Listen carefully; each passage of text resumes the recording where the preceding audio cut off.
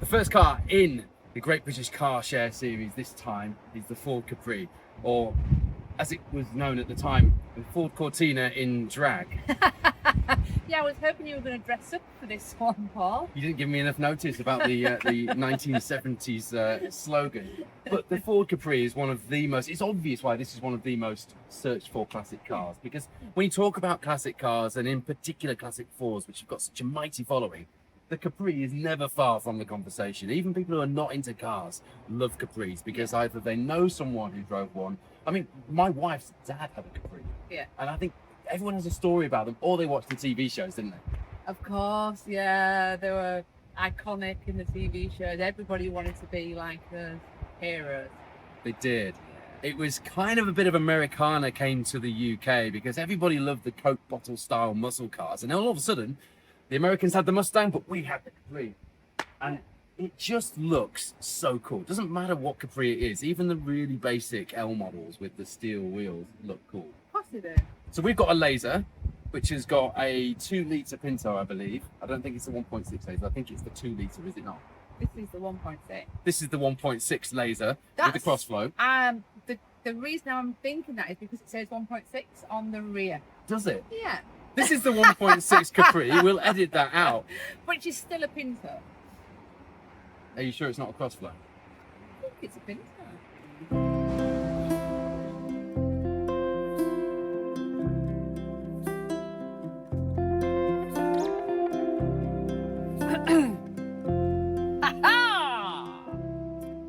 Yeah. It's a 1.6 Pinto Capri. And we're going to drive it now. That's what she said. Yes, you're always right.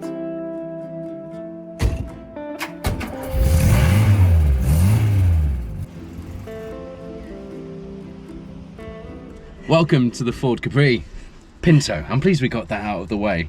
This is genuinely one of my favourite classic cars. It just has a little bit of everything about it because it was marketed as a family car, but you know, a bit more sporty than your Ford Cortina. And it's a lot more sporty. You get into the cockpit, it feels like, you know, you feel like you're in a sporty car. And you say cockpit because it is a cockpit. It's not a dashboard, is it, in here? You feel like you're going to be doing something pretty special. Yeah, definitely. It's fair to say this was marketed as a man's car, wasn't it? I would have said so, yes. Hairy chest, medallion. Yeah. I should be wearing a shirt that should be unbuttoned down to here while I'm driving. Massive collar. Jason King. Yes, yeah. Bodie and Doyle. Was it Bodie or Doyle? Well, whichever one we say it is, people will say it's the other. Oh, I tell you what, there's real jeopardy here. I did a Mark II RS 2000 video on YouTube and I got it the wrong way around. I'm pretty sure they probably car shared every now and again. I reckon they did. Bodie, you can borrow my Capri. Yeah, of course. Thanks, Doyle. Actually, it's my Capri. There you are. I bet they were fighting over that Capri every day of the week. Should have done some more research. So I do love the Capri. A lot of my friends back in the day had Capris when I had a Mini, and I did kind of look at them and think, they are much cooler than me. Much cooler than me. And they were, obviously, back in the day. To have one of these back in the 80s was, something special. And the Laser was cool. It was no Brooklands, but you got your snazzy interior. Yes, yeah. And you got the nice badges, and you got your RS 4-spokes. You need RS 4-spokes on a Capri. I do honestly feel like there's something missing there, Paul. V6. It's not that. I just feel like there's something missing.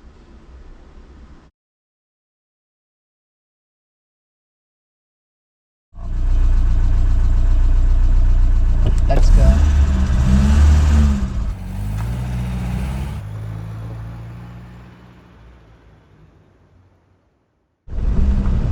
What kind of a person would have opted for a Capri then over a Cortina, do you think? A person that looks like this. You reckon? Definitely. I don't know, they definitely had a completely different vibe to them, didn't they? Yeah. I mean, they were successful racing cars as well. Actually, you know, Roger Clark rallied it was a Mark 1, but he rallied a Capri quite successfully as well. So they were big on competition. It wasn't just the saloon cars. And the Mark 1, I mean, what a car.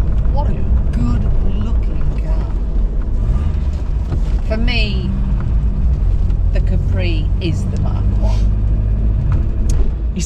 I know what you're saying, but I don't think that they got the Capri quite right with the Mark 1. Lovely car, but the Mark 3 was peak Capri because it had a little bit of 70s thrown there as well. Yeah, they'd learned, but the Capri Mark 1 styling for me. Yeah, it's a beautiful car. It's With the wishbone grille like the Escort. just the best looking car. And we're driving a 1.6 Capri here, which isn't really a performance car. Or isn't a performance car at all, but it gives you that yes. feel. You're sitting here thinking, this is it. yes. Yeah. And it's the only car. Yeah, you have made it. If you were driving a Capri back in the day, you had made it. It's the only car in the world that you can forgive for having a wappy gear change. Because no Capri I've ever driven has had a really nice gear change. They've always been wappy, but well, I'm looking matter. forward to getting behind the wheel. I've never driven a Capri. You are joking. I've never driven a Capri, so I'm very excited because in my head, it's probably going to drive a lot better than in reality. So I'm looking forward to seeing how that feels. Imagine going to school. I mean, my wife's dad had a Capri, and she talks about that very fondly. I can't imagine any kid being dropped off at school in mum or dad's Capri and thank you, and not thinking they were cool. No kid ever got dropped off at school in a Capri and was disappointed. No, of course they were. And that's a successful car, isn't it? Fortunately, I lived only 3 doors away from my school, so I never had to be dropped off at school in one of my dad's crappy cars. My moustache is falling off. It still looks good though, Paul. Thanks for saying that. Everyone did want a Capri, particularly Ford of Europe, who looked on enviously as the Mustang transformed Ford's image and fortunes over the pond. Europe needed its Mustang, and the Capri was it. Our very own muscle car certainly helped Ford stretch its muscles. Bodie Doyle, Jimmy Nail, and even Noel Edmonds had famous flings with Ford's pretty new fastback. You had me at Jimmy Nail, but Noel Edmonds? Really? The motoring press poked fun at the Capri at the time, saying it was a Cortina in drag. And the first Capris did use Mark II running gear, but Ford made sure that its new baby was well enough endowed to shrug off the doubters. A V6 engine tends to do that. Anyway, it must have been good. Europe's Mustang ended up being shipped out to America to take on its bigger cousin. Rumour has it you could fit 13 Ford Capris in the average American parking space. So we've driven our mums and dad's cars. My mum or dad never had a Capri. Yours didn't. No, definitely not. But it's a car that you somehow feel connected to, don't you? Yeah, as I say, friends growing up, they had Capris, and yeah, it was always like, I loved my little Mini, but there was always a little bit of jealousy there, thinking, wow, that is a car. How have they afforded that car? It seemed really out of reach. It probably wasn't, but it kind of emanated that out of reach. Oh, you know, he must have a really good job. He's got a Capri. Yeah, although I do think that with the later Mark III Capris like this one, I think anybody who bought a Capri with any kind of illusion of grandeur or wanting to drive a sports car was probably very disappointed that actually their next door neighbour had a 1.3L on the drive with steel wheels and it had the same shape as their car.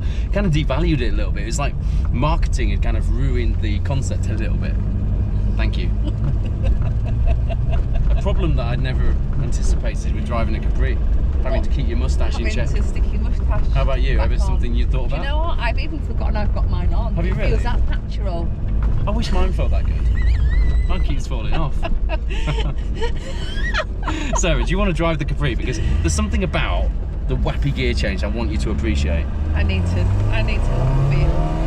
Woo! Now my moustache is really coming off. It is. That G-force just had that effect. Yeah, right. Your turn in the Capri, Crabbers. I'm looking forward to this. When you stop a Capri, you have to rev it before you turn it off. It's what they do in the films. Of course. Okay.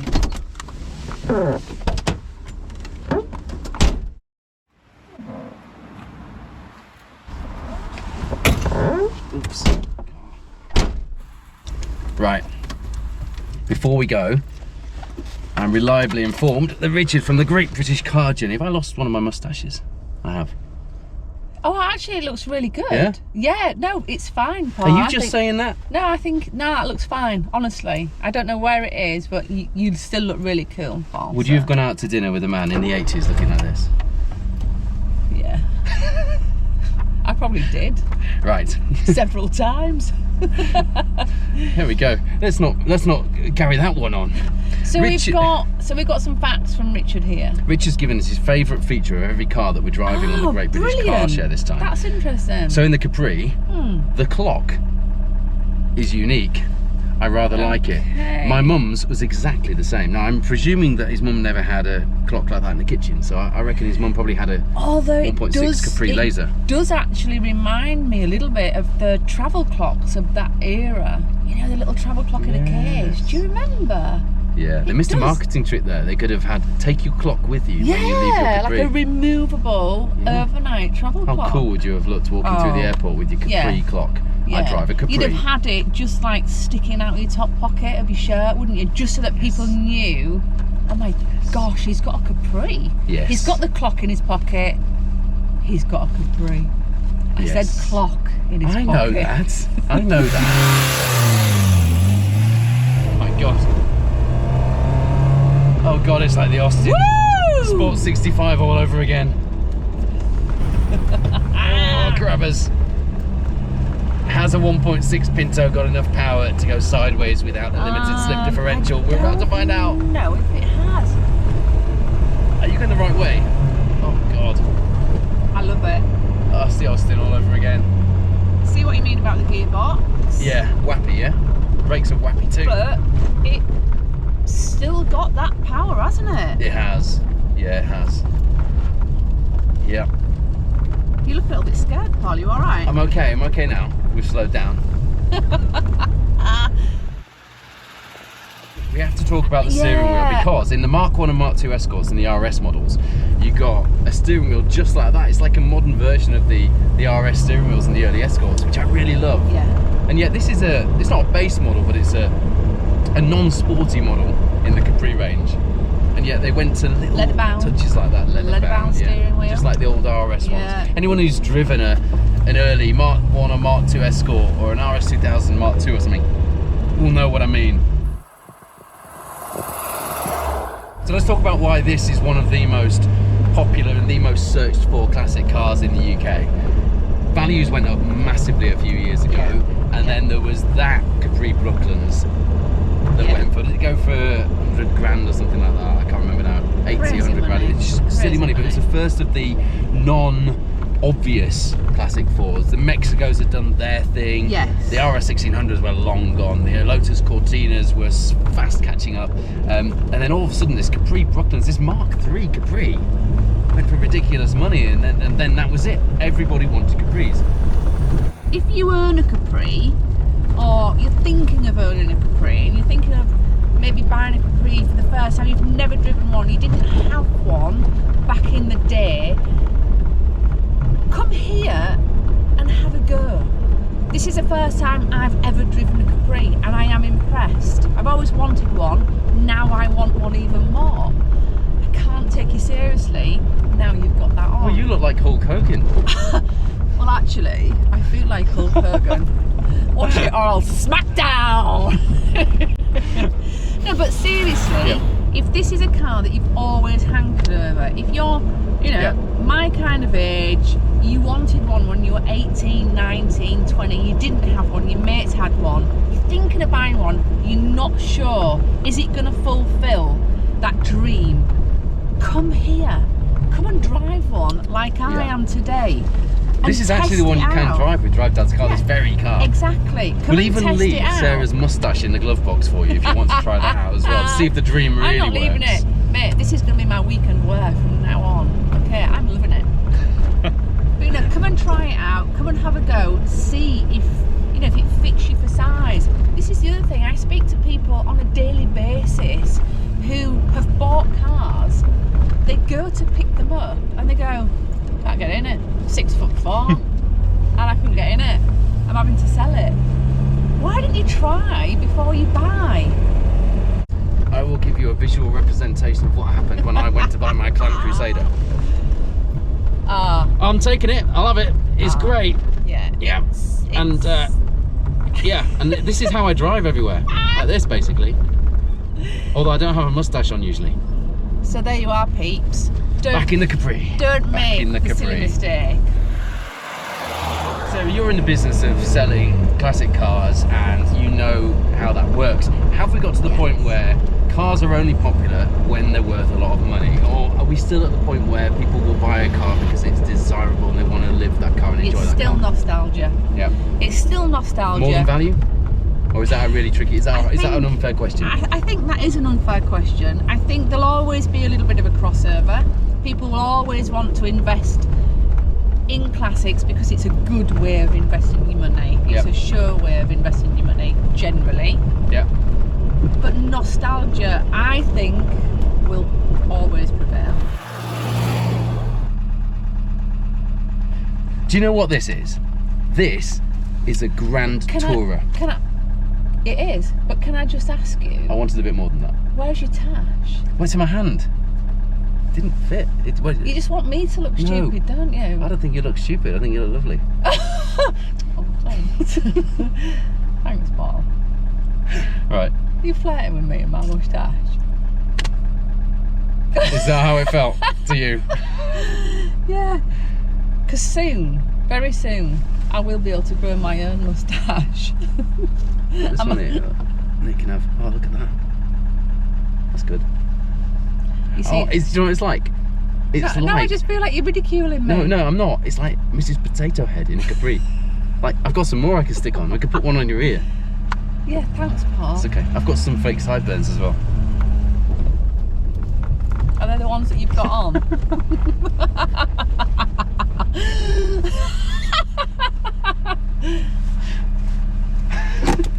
I love it back. Thanks. You're welcome. Do you really think it suits me? Yes. What do you think?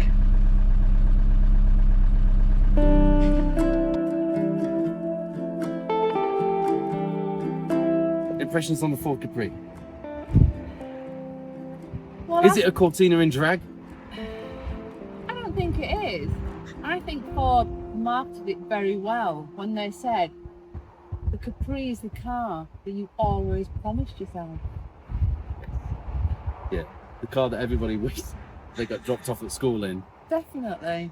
For me, the Capri is the ultimate British Grand Tourer because GT cars were the sort of cars that everybody should have got a chance to drive and experience on the open road. And this was designed to be sporty, but practical, and most importantly for Ford, especially in the era that the Capri was made, and the Mark III particularly, affordable. Yeah. But the thing And they still are now. Yeah. Okay, there's certain models of Capri that are a little bit out of reach, but there's some out there that are every man money.